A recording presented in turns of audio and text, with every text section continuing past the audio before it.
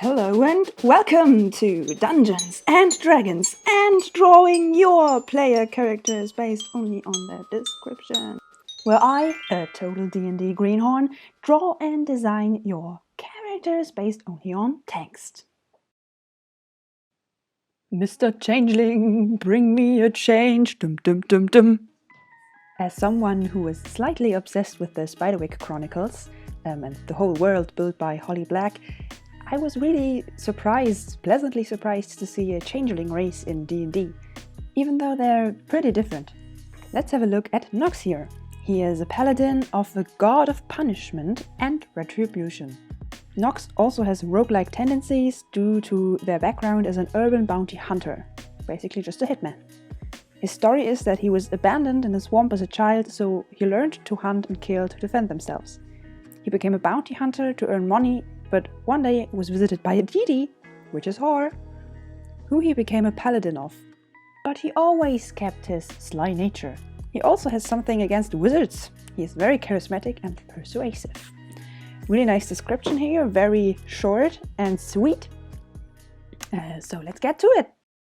Actually, the thing that was most exciting to me was the fact that Nox survived in a swamp, because there is just so much inspiration you can take from the flora and fauna there.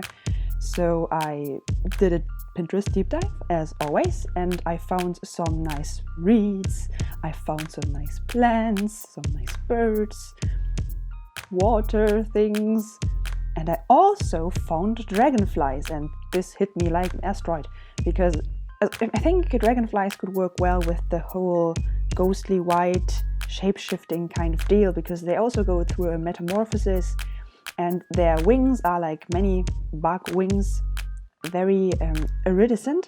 Is that the right word? They shimmer and glitter a little bit in the sun in different kinds of fractures of light. So I chose the dragonfly as a symbol for him. Also, of course, I did have to look up what horror steel was, but I have to admit I didn't completely read all the text in the wiki, I just skimmed it. I was mainly looking for symbolism, colors, all of that kind of thing to work into the design, and I found something, and that's the symbol of the head with two faces, which I think is also very interesting for a changeling, because they've probably had more than one face in their lifetime. To reflect Nox's personality, I gave him a more relaxed silhouette. His head is slightly cocked to the side and he has an all-knowing grin to imply his sly nature. He's still a paladin though, so I did give him some heavier armor, a shield and a lance. Sorry, I really don't know a lot about weapons and shields for that matter, because when I showed the almost finished drawing to some friends and asked them for advice, they said, girl, the shield doesn't have real handles, it's just a leather band you drew. And I was like, oh no. So I had to do some redraws, essentially. But I just did a quick fix. I hope you can forgive me for that, but I didn't want to spend too much thought and energy into drawing the very accurate shield for a fantasy person. For the coloring stage, I had so many ideas and I kind of liked all of them, but they weren't really hits. It's always good to have another set of eyes to look at your drawing and give you helpful feedback. And in my case, that meant that I looked at the hues and values again and decided that it would be best to have a more darker palette, so his armor and his white skin and hair would stand out more in contrast.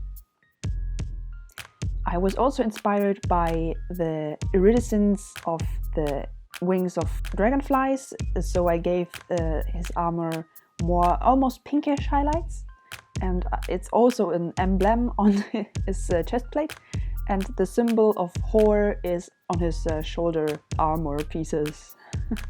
It's you can't really see it, but it's two faces, And to go with the theme of duality, I also made his cape two-colored. So one side is blue and the other one is green. I don't think you can see that very well, but I did try to keep it subtle to not divert the attention too much. And just for 1 second, I wanted to talk about the shoes because I don't know what happened, but I think I really liked the shoes in Pokemon Legends Arceus, so I was inspired by that. I tried to give them a swampy feel, like they could be made of reeds maybe, more like athletic. So that's what we ended up with. Alright, okay, let's run through the color variations one last time and then look at the finished product. And there is Mr. Changeling in all of his glory. Do you think he matches the description? Do you think it looks totally off? Did I do any mistakes? Let me know. And until then, bye! Oh no, before I go, I wanted to mention that I made an email address that you can send your characters to. So you don't have to use Twitter if you don't want to. Please don't be mean to me. I'm just trying to have fun here. Please don't send me any weird things. Okay, bye!